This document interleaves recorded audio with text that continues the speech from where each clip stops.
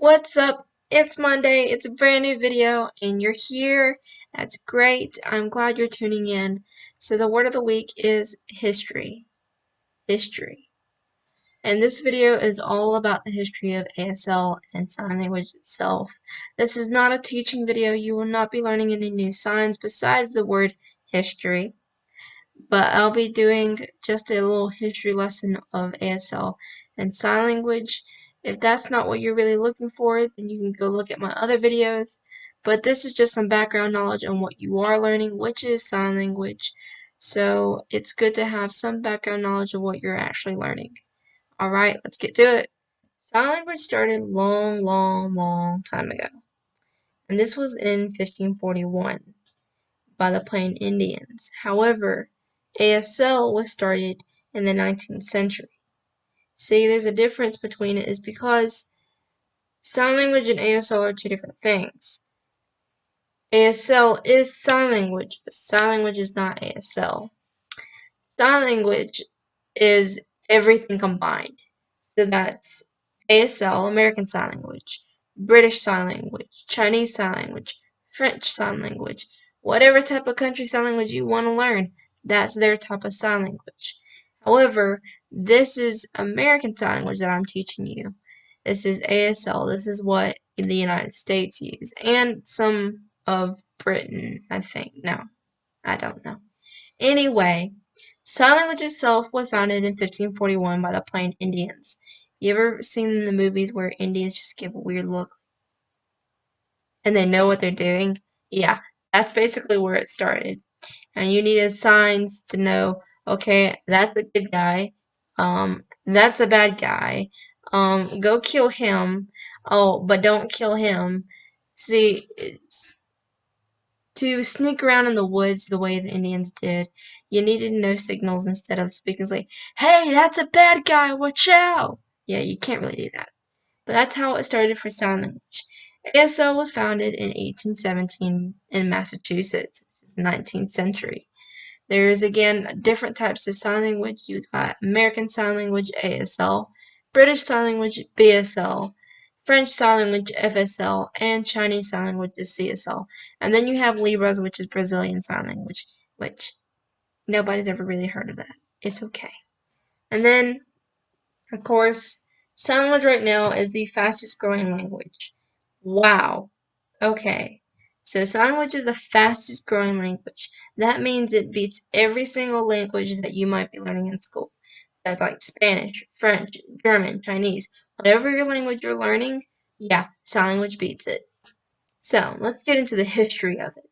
So back when it all first started, it was used for the hearing and the deaf to communicate. There wasn't really that big gap between the hearing and the deaf. They were all the same in communicating. But that hit a roadblock in the 1880s, and that was all thanks to Alexander Graham Bell. You see, Alexander Graham Bell, of course, you know him as making the telephone, and his belief was everybody should be able to speak English, be able to speak verbally, as what he per se. So he took sign language away, basically.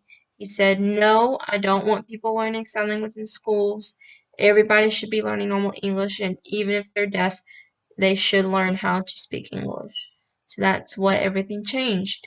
A bunch of deaf people argued with Alexander Graham Bell about that, but eventually Alexander Graham Bell won, and sign language was no longer really taught in schools.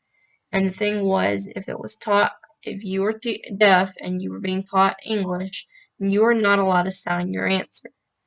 You had to either sit on your hands, or if you were to sign, then your hands would be smacked with a ruler or something.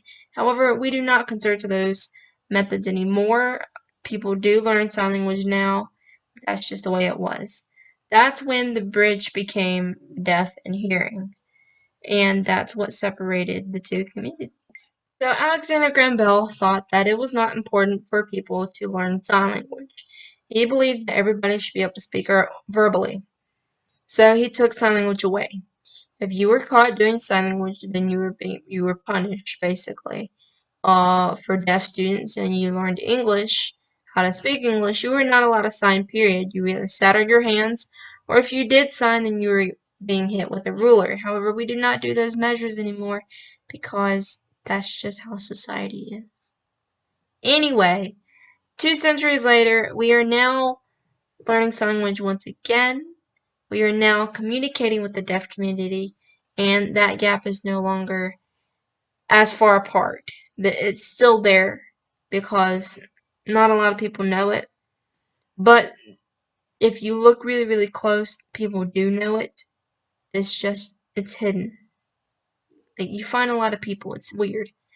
Anyways, now a lot of people, they're learning it for many different reasons. It's not necessarily that they know somebody who's deaf or they're going deaf.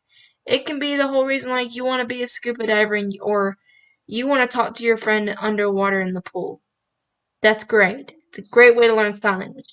But it also helps to communicate with the deaf where they're not always trying as hard.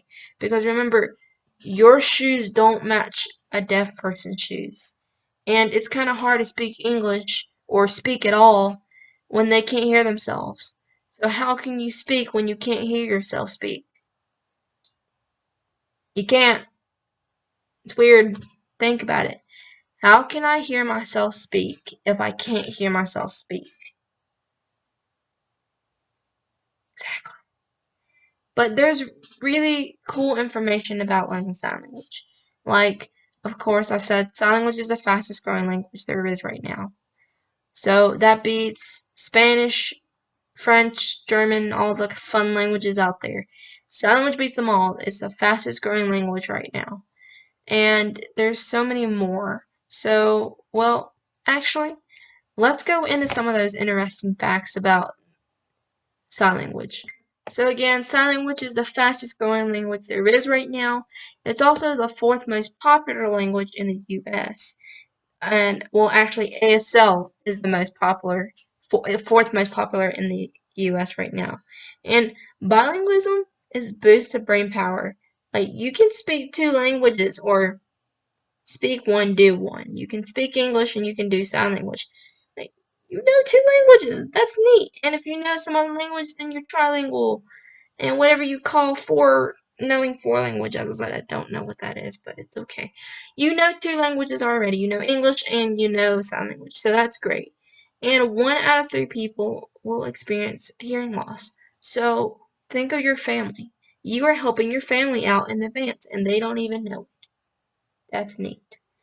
And, ooh, what's a good one? ASL is actually closer to French Sign Language than it is to British Sign Language. That's neat. See, you got all these interesting facts, and you can do them all. There's many reasons why to learn ASL. You should go check out my video of reasons why to learn ASL. I will post that link down below. But that is all. I did all my interesting facts. I ran it on for a few minutes, and I'm pretty sure you're bored to death, but it's okay. Comment down below, like this video, share it, and subscribe, and I will see you Wednesday. Bye.